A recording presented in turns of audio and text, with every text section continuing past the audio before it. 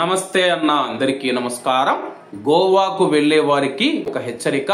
గోవాలో కొత్త చట్టం తీసుకుని రావడం జరిగింది. వివరాల్లోకి వెళితే గోవాలో సురక్షితమైన వాతావరణం కల్పించేందుకు అక్కడి ప్రభుత్వం అసెంబ్లీలో కొత్త బిల్లును ఆమోదించింది.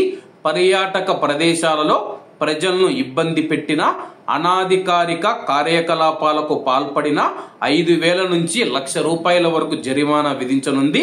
వస్తువులు కొనుగోలు చేయమని బలవంతం పెట్టడం, అనాధికారిక ప్రాంతాలలో మద్యం సేవించడం, వంట చేయడం, సీసాలు పగలగొట్టడం, చెత్త వేయడం, భిక్షాటన చేయడం, బీచ్లలో వాహనాలు నడపడం వంటి వాటిని న్యూసెన్స్ గా పరిగణించనున్నామని చెప్పేసి గోవా అధికారులు అయితే తెలుపుతూ ఉన్నారు.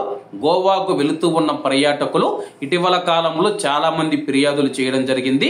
అక్కడ సురక్షితమైన వాతావరణం లేదని చెప్పేసి కొంతమంది ఎవరైతే న్యూసెన్స్ చేస్తూ ఉన్నవారు ఎవరైతే ఉన్నారో పర్యాటకుల దగ్గరికి వచ్చేసి అనాధికారిక కార్యకలాపాలు చేయడం, అలాగే వాళ్ళను ఏదో గట్టిగా అరవడం, ఇటువంటివి రోత పనులు అయితే చేస్తూ ఉన్నారు.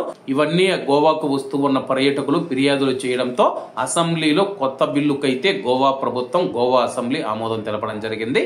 కాబట్టి గోవా వెళ్లే వారికి ముఖ్య గమనిక లేదా హెచ్చరిక అని చెప్పుకోవచ్చు. కాబట్టి అందరూ బాగుండాలి, అందులో మనం ఉండాలి. అందరికీ నమస్తే అన్న, జై హింద్.